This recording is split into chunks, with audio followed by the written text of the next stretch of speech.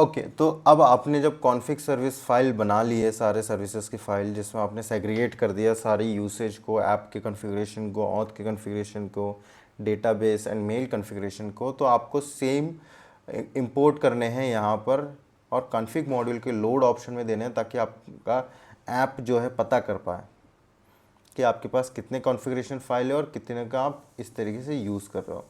आप as an export भी कर सकते हैं index.ts फाइल से, ताकि आपको इतने सारे इंपोर्ट ना करना पड़े।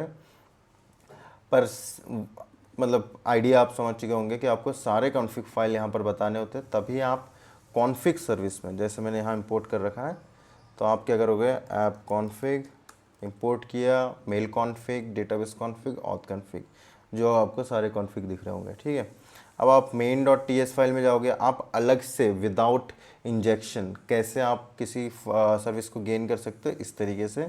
ठीक है, तो यदि आपको पोर्ट देना है तो आप क्या करोगे, कॉन्फ़िग सर्विस जो आपने इंपोर्ट किया डॉट गेट।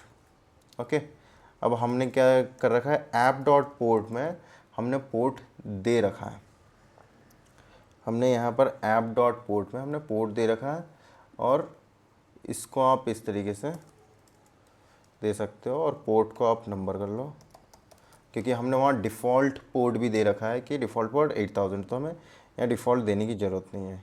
सेम आप कॉन्फ़िग सर्विस से ऐप का नेम भी निकाल सकते हो, ऐप नेम, जो कि हम स्वेगर मतलब सेटअप में करेंगे।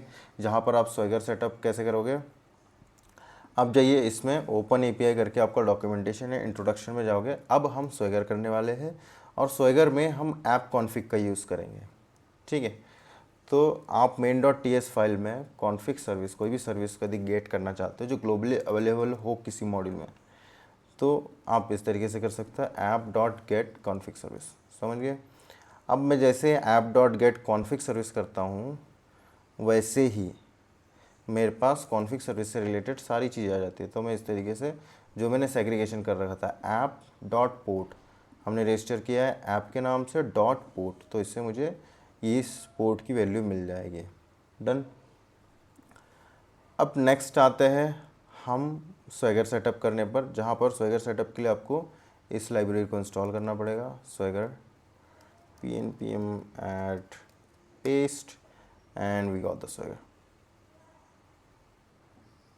ओके, अब जैसे ही आपका स्वेगर इंस्टॉलेशन होता है, तो आपको सबसे पहले तो कॉन्फ़िग बिल्ड करना पड़ेगा डॉक्यूमेंट बिल्डर से, एंड देन आप इसको स्वेगर मॉड्यूल को रजिस्टर करोगे एज एन ओपन एपीआई से। तो मैं इसको कॉपी पेस्ट कर लेता हूँ। ठीक है, अब मैं डॉक्यूमेंट बिल्डर को इंपोर्ट करवा सकता हूँ, जो मेरा इंस्टॉल्ड लाइब्रेरी है। सेट टाइटल में अब हमारा ऐप नेम आ जाएगा, जो सेट टाइटल है वहाँ पर हमारा क्या आ जाएगा, ऐप नेम, जो हमने ऐप नेम डॉट यूनिट दे रखा है। और ये किस कॉन्फ़िगरेशन में, ऐप डॉट नेम में है। तो ये बहुत ही आसान होता है, जहाँ पर हम इन चीज़ों को आसानी से यूज़ कर सकते हैं। ट्यूटोरियल, ठीक है, और आपका डिस्क्रिप्शन हो जाएगा बेसिक एपीआईज, हमें कोई कैट टैग्स की ज़रूरत नहीं है। स्वेगर मॉड्यूल जो कि हमारा इस पर्टिकुलर डॉक्यूमेंट सेटअप का इस्तेमाल करेगा, फिर एक डॉक्यूमेंट फैक्ट्री बनाएगा, और जिस डॉक्यूमेंट फैक्ट्री का हम यूज़ कर सकते हैं एपीआई में दिखाने के लिए। और इसमें हमें ऐप को भी देना पड़ेगा, जो ये ऐप है, क्योंकि इसमें सारे राउटिंग्स हैं। ओके, तो हमने स्लैश डॉक्स पे किया है, जो कि पहले हमारा एपीआई था, हमने उसको स्लैश डॉक्स पे किया है। तो आप देखोगे लोकल स्लैश डॉक्स पे, अभी तो ये पहले लोड नहीं होगा क्योंकि हमारा सर्वर चालू नहीं है, पर ये तभी लोड होता है जब आप pnpm start dev, और ये जो आपको अप्रूव बिल्ड का इशू दिखता है, वो एक्चुअली आपको npm में नहीं आएगा, वहाँ पर हम बिल्ड पहले से अप्रूव करके रखते हैं।